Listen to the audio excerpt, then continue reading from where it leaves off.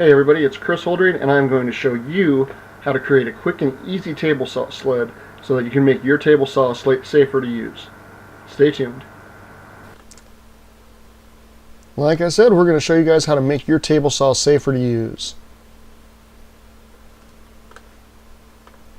Please consider subscribing by clicking on the link in the description for tips, information, and reviews for YouTube, gaming, woodworking, photography, videography, travel, and a whole lot more. Alright, so the first step, guys, is let's get you to cut yourself a miter slot guide. And basically one of the tools I like to use is the Craig feather jig. Made life a lot easier. And what you want to do is cut yourself a strip, and that's going to be about a 3/8 deep by 5/8 inch strip. But go ahead and what you want to do is you want to custom fit that to your table saw. And one of the things you will end up needing to do is going in there and sizing it to make sure that it fits perfectly. On mine, I had to go ahead and shave it down a little bit. Once you get it all set up, it'll be good to go. Did want to tell you guys I've got the walkthrough on the website, so jump on over to www.chrissworkshop72.com and look for the Crosscut table saw sled, and that'll give you the full walkthrough. Now after you get it all sized down, you'll be able to get that put in and mounting it onto the board. And what I like to do on this is just go to the hardware and pick up a 2x2 foot pre-cut 1/2 inch plywood. And you can use washers or pennies, depending on the depth of your miter slot, as to how you want to set up your guide on it. And then what you want to do is, once that's flush with the top, add some double-sided tape.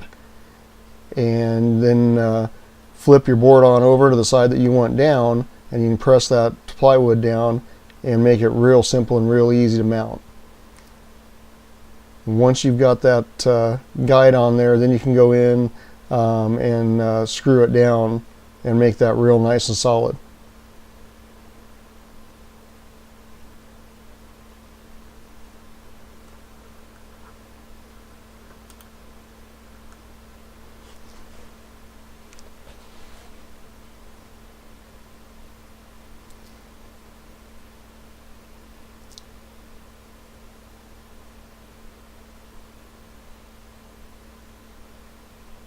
Now once you've got that mounted, one of the other things that I mentioned in the walkthrough is putting painter's tape down, and then that allows you to make sure that your glue doesn't run.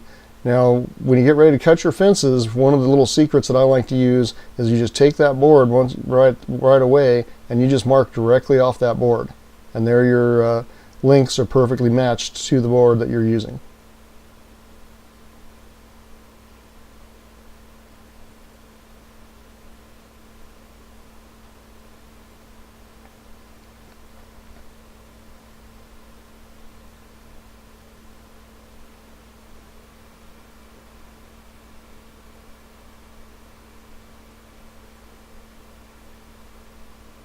And then make sure you get those boards cut to length.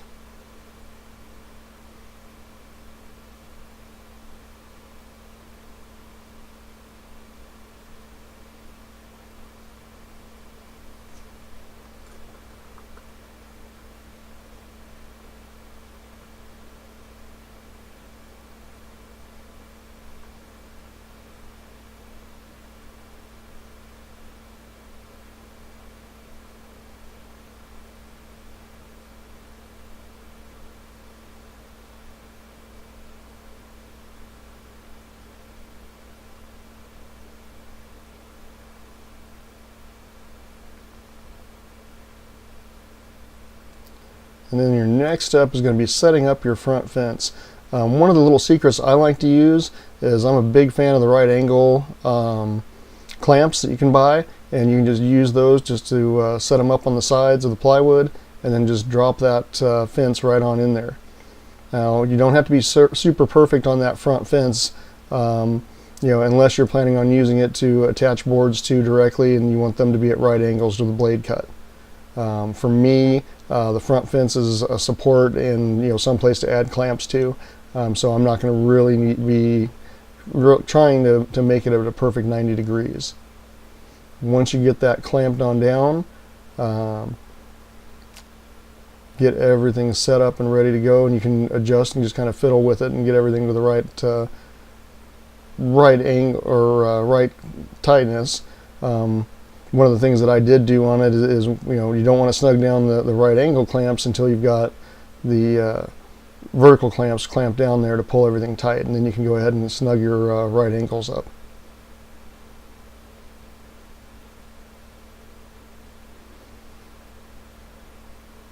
And then hop in. My suggestion would be to go ahead and pre-drill just a few holes for your drywall screws, then just run those right on through and they'll snug in real good for you.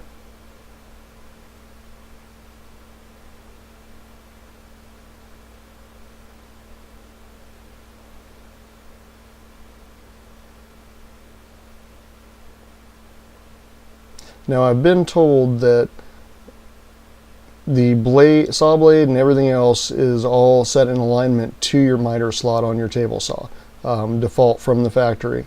So one of the things that works out is once you've got that miter guide set up and on the wood, you can just flip that on over and run your saw about halfway through, and now you've got a perfect way to make sure that your rear fence is set up directly at a 90 degrees, and make it square to the where the way that the blade is coming through. So I went ahead and I marked it at the width, and then using a square, lined that square up with my cut, and you've made that cut, you've got a perfect, you can cut it all the way down almost to where you're going to be putting the board if you want to, and then that allows you to go ahead and square that up real quick and easy.